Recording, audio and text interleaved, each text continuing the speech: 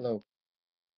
Okay, so a while back, someone who was either a subscriber or someone who viewed one of my videos asked me, I'm sorry, I forget your name, but you asked me to comment on the Muslims in London, which was a bit of a vague concept. But in this video, I'm going to be talking about the issue of Islam in the UK, but specifically anti-Muslim harassment. Now, before you sort of jump to conclusions and think I'm a lefty and so on and so forth, please hear me out with the whole video. Um, There's been two situations recently. One is a specific incident, one is a sort of bit of an ongoing debate. And I think both cases highlight the fact that there is actually a level of anti-Muslim discrimination in this country. Discrimination's probably the wrong word, because that gives connotations of legal discrimination, which there certainly isn't, not in the same way. I think harassment would be a better term, anti-Muslim harassment. Now, the reason I don't say Islamophobia is because I believe I don't really like that terminology. To me, Islamophobia is attacking criticism of Islam just in general, and I don't believe that Islam is above criticism. However, that doesn't mean that anti-Muslim prejudice, anti-Muslim bigotry doesn't exist, because it blatantly does. So first of all, I'm going to talk about these two incidents, then talk about some other surrounding issues. Firstly, we have a show here called The Great British Bake Off. I don't watch it myself, but my mother watches it. Basically, a baking competition. This year's winner was a young Muslim woman, Nadia Hussein. So she won. Now, there's been a number of newspaper columns on this, and there's been debate, and segments of the right have used this to attack multiculturalism, because this young woman happens to be a Muslim and happens to wear a hijab. Um, Rod Liddell, the columnist Rod Liddell, actually linked this to a problem with uncontrolled immigration, despite the fact that Nadia Hussein is a British citizen. She's not an immigrant. Um, so a lot of the trajectory of this debate has been based on completely misleading sort of views on the situation. I think the way that she's being treated is ridiculous. I mean, she should be enjoying her moment of victory. She won the competition fairly. I didn't see her winning entry. You know, I'm hardly a baking expert, but it looked like she had some creative ideas. She clearly enjoys what she's doing. You know what? I wish her all the best. This is a young woman with a talent. She should be encouraged, and she should be enjoying her moment of victory. Not, it's unfair that it's been hijacked by reactionary fools. She's not an immigrant. And as for the fact that she wears a hijab, I think it's very, very, very important to differentiate between a hijab and a niqab. The niqab is a full face covering. Hijab, I personally have zero problem with the hijab. I don't think it's a problem at all. Um, is it a symbol of an Islamic woman? Yes, perhaps. But I see it as being not problematic in the slightest. It's not a barrier to communication. I really don't see it as a problem. There's no, with niqab, I do see a problem, because there's an issue there with communication, and I think it's a much more glaring example of I am different, of a choice to polarize yourself. So I do think there's a problem with the niqab. But the hijab is a very different matter.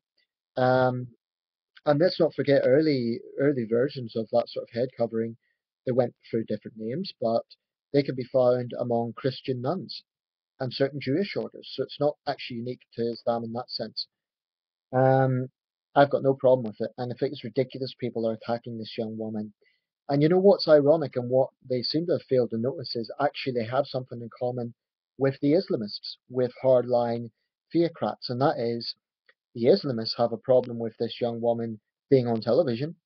You know, in a country like Saudi Arabia, it would be inconceivable. Um, Whereas the right wingers, and they do tend to be right wing, have a problem because they associate it with immigration, which it isn't. I mean, she has entered a competition called the Great British Bake Off. As far as I understand it, like I said, I don't really watch the show, but from what I gather, one of her designs was a red, white, and blue cake. So clearly, this is a British girl who is being castigated for no other reason than she happens to be a Muslim. It's ridiculous. That's the first example. The second example was a black woman in London who launched into a verbal tirade against some Muslim women. Again, they happened to be wearing head coverings. I haven't actually seen the footage. I don't know if it was niqabs or hijabs or whatever. That's not really the point. Um, well, I say I haven't seen the footage. I haven't seen the victims clearly, but I have seen this woman labeling them ISIS supporters, labeling them terrorists. Get back to your own country. It's went viral, and it's a pretty prolonged and nasty verbal assault. Now, in my opinion, she should be arrested for harassment or for it's not technically assault, but I do think that should be an arrestable offence. I'm not talking about jail, but I'm talking about arrest, maybe give her a fine and make her attend some sort of education course on tolerance because it is unacceptable that anyone feels insecure or has to put up with that sort of treatment simply because they look a bit different. It's unacceptable, utterly unacceptable. And that loudmouth doing it should be ashamed of herself. Um, but this does lend itself to part of a wider problem, which is a certain degree of anti-Muslim bigotry. Now, incidentally, the first incident or the first situation with Nadia Hussein, the EDL have made a fool of themselves by defending Rod Liddell, connecting it to immigration. So when the EDL say they aren't a racist organization, they, in my opinion, there's a long way to go before they can prove that. Because, you know, when Rod Liddell connected that to uncontrolled immigration, he was automatically assuming she must have been an immigrant. So that's two issues that highlight this problem. Now, I said at the start of the video, I don't want people to assume I'm naive and loony left or something like that. We do have a problem in this country with radical Islamism. We do have a problem with Muslim fundamentalists, Islamists. There's no question about that. And I stand by everything I have said in previous videos about this problem. But I will challenge anybody who wants to demonize all Muslims and lazily generalize all Muslims as one and the same. There's over 2 million Muslims in this country. The vast majority of them are not Islamists. Um, that's not to say that the number of Islamists are very small, because I do think there is a significant problem. But my point is simply dismissing our fellow citizens, which is what they are, as ISIS supporters because a few idiots decide to go to Syria. Not a few, quite a few, But the point is, this comes down to something that is quite dangerous. I mean, are we going to say that all young black men are criminals because that happens to be a problem in London? Are we going to say, any sort of generalization is dangerous? I would quote Sergeant Buster Culrain, fictional character from Gettysburg. He says, any man that judges by the group is a peewit. And I agree with that sentiment because we have to be very, very careful that in taking on radical Islamism, which we must, so I have no problem with the government using reasonable measures, to weed out Islamists to tackle a scourge. It is a scourge and it is a reality.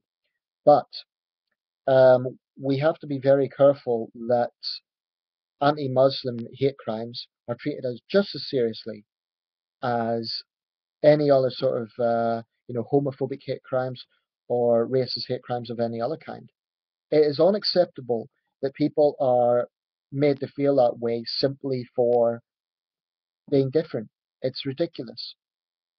And if I was on that bus, I would like to think I would have said something to that woman, like, sit down and shut up.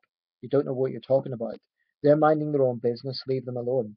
I saw another video, and this is sort of unconnected, but it goes into the general issue of idiocy, where a man was launching a verbal tirade against a young Japanese woman because of Japanese war crimes.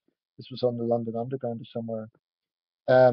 Stuff like that makes me so angry that people can be so small-minded that they blame an entire race or entire group because of the actions of some. British Muslims are as diverse as any other group of people. You get Islamists among them, you get liberal Muslims, you get conservative Muslims. To say the Muslims just like that, it's completely false narrative. So that's all I'm saying. We cannot, as a society, tolerate this sort of behaviour. Um, that's not an attack on free speech. I'm not saying Rod Liddell doesn't have a right to his view, but I do think that when columnists deliberately spread around misinformation, they should be called out. And if it is being exposed that they've said something that is false, they should publicly apologise. I think Rod Liddell should apologise to her for falsely alleging that she's an immigrant when she's not. So, there is a danger here.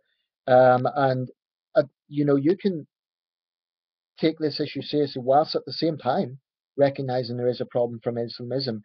And I always say British Muslims have to accept that Islamism is a reality. So there's responsibility from British Muslims as well. They need to accept that Islamism is a reality, and they have a responsibility to expose Islamists, to work with the police and counterterrorism operations to find these people and deal with them accordingly. But I think sometimes there's not that much difference between the far right and Islamist groups in terms of not necessarily what they advocate, but in terms of the narrowness of their thinking.